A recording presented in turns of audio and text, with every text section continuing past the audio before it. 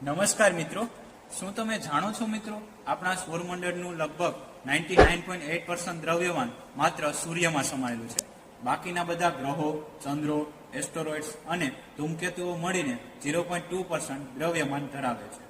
આપણું સૌરમંડળ 4.6 અબજ વર્ષ પહેલા વાયુ અને ધૂળના વિશાળ વાદળ, જેને સૌર નિહારિકા કહેવાય છે, તે ગુરુત્વાકર્ષણના કારણે સંકોચાઈને બન્યું હતું.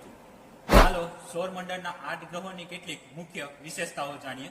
સૂર્યની સૌથી નજીકનો ગ્રહ છે બુધ, સૌથી નાનો ગ્રહ તેમજ સૌથી વધુ ક્રેટર ધરાવે છે. બુધ પછી આવે છે શુક્ર, સૌથી ગરમ ગ્રહ. તે મોટાભાગના ગ્રહોથી વિરુદ્ધ દિશામાં પોતાની ધરી પર પરિભ્રમણ કરે છે. સૂર્યથી ત્રીજો ગ્રહ છે આપણી પૃથ્વી. તેનું શક્તિશાળી ચુંબકીય ક્ષેત્ર સનના હાનિકારક કણોથી બચાવે છે. પૃથ્વી પછી મંગળ. અહીં આવેલો ઓલિમ્પસ મોન્સ સૌરમંડળનો સૌથી ઊંચો જ્વાળામુખી છે.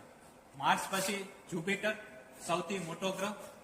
અહીં ગ્રેટ રેડ સ્પોટ નામનું તોફાન એટલું વિશાળ છે કે તેમાં લગભગ 3 પૃથ્વી સમાઈ શકે. જુપિટર પછી સેટર્ન, શનિ, જે સુંદર વલયો માટે જાણીતો છે.